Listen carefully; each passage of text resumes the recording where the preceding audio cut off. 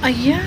Akala ko, sinasabi ko doon papasok ang barko. Nakalimutan ko. Doon kasi marami isla eh. Hindi ba sinasabi ko marami isla. Ito yung Romblon. Kasi nga, di ba sabi ko, mag-stop over ang barko sa mismong province na Romblon. Kasi galing kami sa isla namin eh. Kasi ang Romblon, puro isla.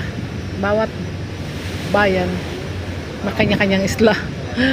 Sa amin, tatlo yung, doon sa isla namin, may tatlong bayan.